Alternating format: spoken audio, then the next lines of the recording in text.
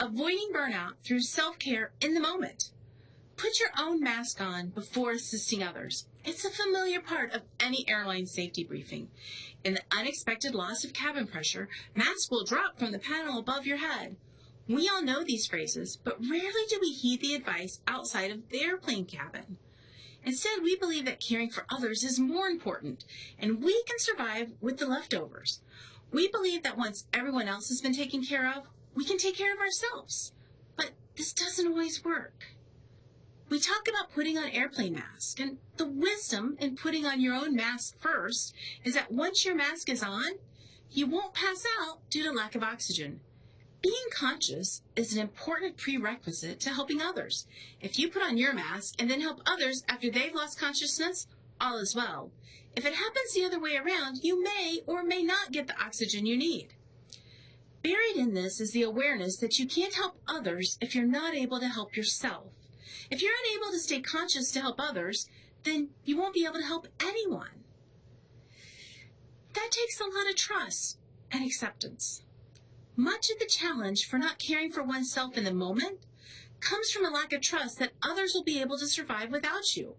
The belief is they're not able to function without you personally. You don't trust your coworkers to do the same level of job that you would do, whether that level of care is required or not. We fail to accept that others can do a good job, even if that good job isn't exactly the way we would do it. Acceptance that it can be okay, even if it's different than our way, holds us back from ensuring we're providing care for ourselves. Rarely do we frame our lack of self-care as our lack of trust and acceptance of others, but that's what it is. If we're unwilling to develop our trust and acceptance of others, we may never feel comfortable doing the self-care we need. How do we increase trust? Well, when Albert Bandura started working with people who had severe phobias, he worked on desensitizing the individual by making the smallest possible step towards their fear and making it okay. If they had a fear of snakes, then the first step might be showing them a picture of a snake. After they became comfortable with a picture, he might show them a snake in another room or in a cage away from them. This progressive approach works in the positive direction as well. A great way to increase trust is to make a small bid for trust from someone. It might be simple and small requests that anyone would do for anyone else, like turning off the lights in the next room.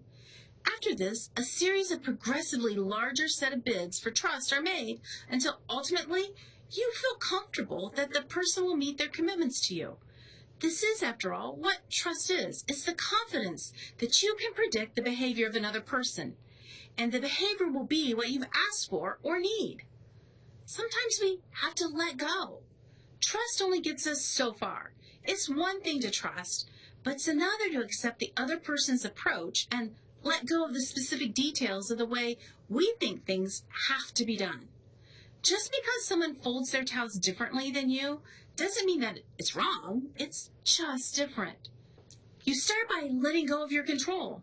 You learn to trust. You learn to not worry about others. Then you can decide to do the self-care you need in the moment. Take a break or simply sit and reflect for a few minutes before getting back to helping the team succeed.